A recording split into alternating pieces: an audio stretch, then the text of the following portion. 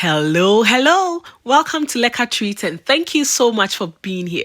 In today's video, we are making delicious Ghanaian okro soup. The ingredients for this soup is so simple. We are using okro, yes, and over here I have frozen okro.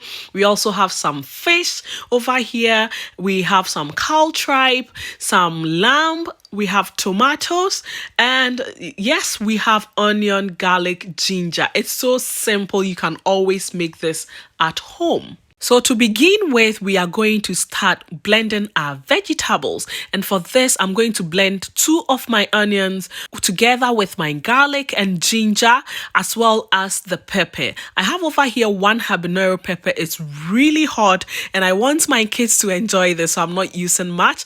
The 1 onion that I have left is going to be used later. So I have blended it. This is how it's looking.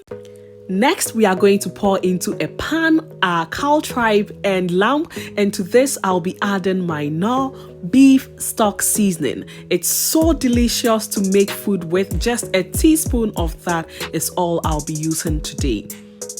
And to this, I'll be adding my ginger, garlic, onion blend. I'll be leaving this much to use for seasoning the fish, so we'll set that aside. We'll be adding some salt, and please keep in mind that the Knorr seasoning we used is a bit salty as well, so we'll be regulating the salt from time to time. I added over here about 200 ml of water. We'll mix this up very well and then turn on our heat to medium level and allow this to steam for some time.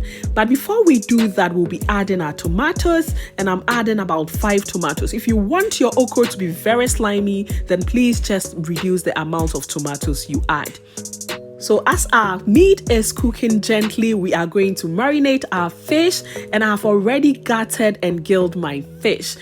So my fish is well washed. I removed all the gills, removed all the guts. If you care for a video on how to do this, we have that on the channel. I'll link it in the description box for your reference. So to this, we are going to add some salt and then our leftover blended onion garlic mix. We are going to rub our fish very well with the seasoning, and then we'll set it aside for it to marinate as we work on our soup. So this is what we have after really massaging our fish very well with the seasoning. And let's take a look at our soup. This is what we currently have. Because I didn't add a lot of water, I'm just mixing it up and turning the tomatoes so that it can also cook as well. The reason for not adding too much water at this stage is that I want my meat to soak up the juices of the onion, garlic, ginger mix as well as my seasoning.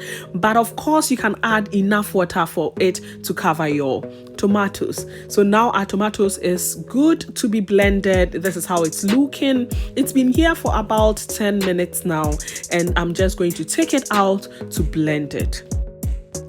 Just look at how lovely and delicious our meat is looking. If you don't resist the urge, you are going to completely finish everything before you are done cooking your soup. Yeah, so we are done blending our tomatoes. I'm going to sieve it.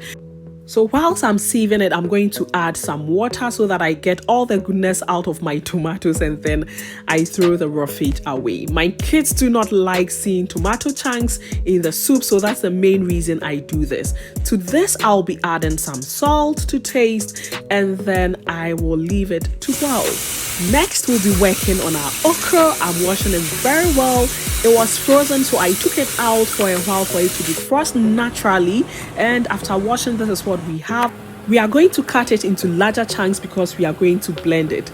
Back home in Ghana, we used to grate this, or you cut it up in smaller sizes and then you cook it. But I don't have that time, so I'm just cutting it into larger chunks and then I blend it to make my soup. I love keeping my okra in the freezer because it keeps it very fresh. It looks more fresher than you would keep it in the fridge, and it lasts longer. So after blending our okra with water, we are going to pour it into another pan to cook it. But before then, we'll be adding our onion, the remaining onion that we had. I chopped it up and I'll mix it very well with this to cook it. At this point, you can decide to add a bit of salt to taste, or you can wait till the end after mixing everything up before you add your salt. Anything works. So let's take a quick look at our soup. This is what we have at the moment. I don't want to have too runny soup, so I'm just using enough water. That is going to give me the perfect consistency I'm looking for. But please feel free to customize this to your taste, to your preference as well. So we'll be adding our mackerel into the soup, and we need to lower our heat at this stage because we don't want our mackerel to tear apart. And as we all know, fish takes really short time to cook compared to meat or chicken. So I also added the stock that we had around the fish to the soup, and it's going to cook on very low heat until it's done. So for today's recipe, I just used any meat and fish that I found in my freezer. This recipe goes very well with anything that you have. You can decide not to use any meat at all. You can just use shrimps, crabs, seafood is going to taste wonderfully well. So a quick look at our okro. This is how it's looking. We have a few more minutes for it to be completely cooked. I'm flipping the fish as well so that it gets cooked on the other side. And I must confess that you need to be very gentle at this stage, otherwise your fish is going to break apart. So now our okro is cooked. We are going to turn off the heat and set it aside. And just look at how lovely our soup is looking. The fish is also done. I'm going to take out the fish, put it in another bowl to keep it aside. And the reason for this is that I'm bringing in my okro into the soup, and I don't want my fish to break apart in the process of mixing it up. I want to simply serve it as a whole piece that looks really palatable. So once we are done taking out our fish, yes, we have the chance to work with our soup. We bring in our okra that has been cooked. It's best to really lower your heat or if possible, turn off the heat at this stage so that you can have slimy okra soup. So I tasted for the salt. I needed a bit more. I have added that and we'll mix it up. And this is the consistency I'm looking for. Very light, very, very delicious. And of course, our fish has to be returned back into the soup. Trust me, you need to try this method out. You are going to love it. Always enjoy your okra soup with banku, with fufu, with grease.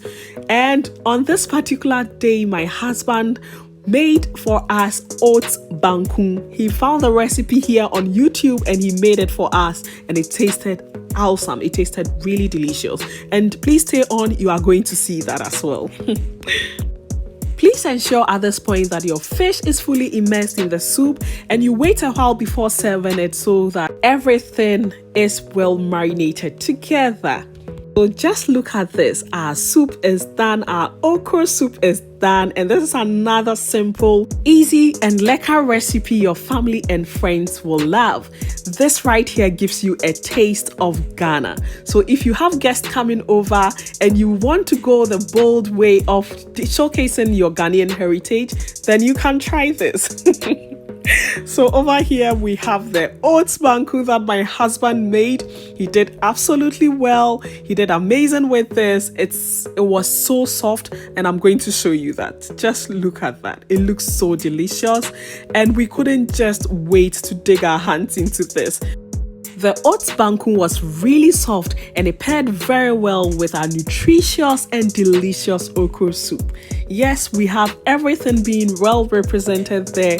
Vegetables, proteins, everything is well represented there. Please give this recipe a try and you'll love it. As always, simple, easy, lekker. Bye!